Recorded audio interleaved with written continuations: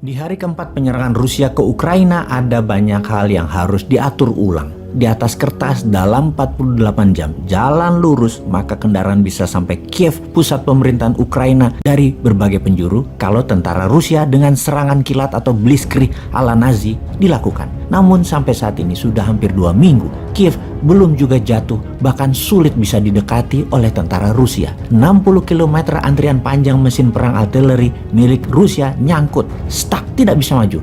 Maka kembali ke hari keempat, ternyata banyak warga sipil yang terjebak di antara perang karena Ukraina menerapkan perang kota, salah satunya menggunakan sniper, main petak umpet. Rusia di dalam penginvasian tentunya tidak ingin adanya kemarahan warga sipil karena akan sulit mengelolanya nanti ketika pemimpin boneka diletakkan sebagai presiden Ukraina menggantikan Volodymyr Zelensky. Maka diturunkanlah tentara Chechnya, sebuah wilayah Federasi Rusia yang dianeksasi tahun 1994 tersebut, yang tentaranya patuh pada Moskow, sangat terlatih dan loyal. Apa yang dilakukan Putin untuk menarik rakyat dengan pasukan Chechnya tersebut? Ada 12.000 tentara Chechnya di bawah pimpinan Ramzan Kadyrov yang masuk ke Ukraina atas perintah Putin. Apa perintahnya? Melindungi warga sipil Ukraina yang terjepit di antara tembak-menembak tentara Ukraina dan tentara Rusia. Tentara Chechnya ini membantu pengungsi dan rakyat pindah ke tempat yang lebih aman. Dan benar, ketika evakuasi dilakukan, kedua belah pihak tidak menembaki tentara Chechnya karena melindungi rakyat Ukraina di pengungsian ke tempat yang aman. Sebuah strategi pintar dari Putin.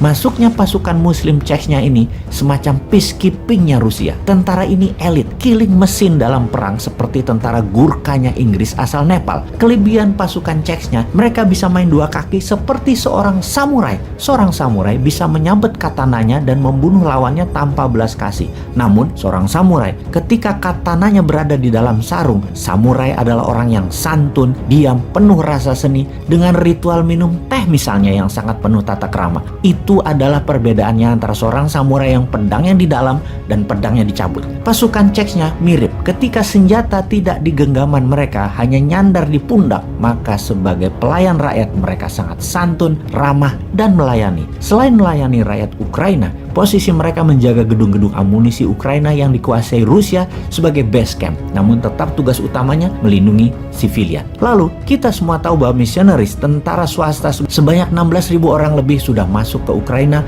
membantu 500.000 tentara dan polisi Ukraina, ditambah warga sipil yang dipersenjatai armor perang lebih dari 100.000 orang. Tentara Rusia masuk dengan 200.000 tentara, sementara 30%-nya mengurusi logistik. Secara jumlah sungguhnya mereka outnumber atau kalah jumlah dengan tentara Ukraina dan pejuang Ukraina. Dan ini terlihat strategi Rusia mulai melakukan. Karena hal ini terlihat strategi Rusia berubah, mulai melakukan strategi bumi hangus. Ukraina semakin lama tidak tunduk dengan Rusia, Ukraina disyriahkan, diratakan. Strategi Ukraina yang melakukan serangan satuan insurgency style of war tidak bisa tidak dilawan insurgency. Sniper dilawan sniper, gerilya dilawan gerilya. Dengan itu, setelah pasukan Chechnya masuk di hari keempat perang, maka di hari ke-10 pasukan gerilya kota, tentara Suriah masuk. Tentara Suriah berhasil meredam tentara ISIS buatan Israel, Amerika, dan Inggris itu dengan strategi perang kota. Maka tentara Suriah tugas utamanya adalah melawan missionaries dan serangan insurgensi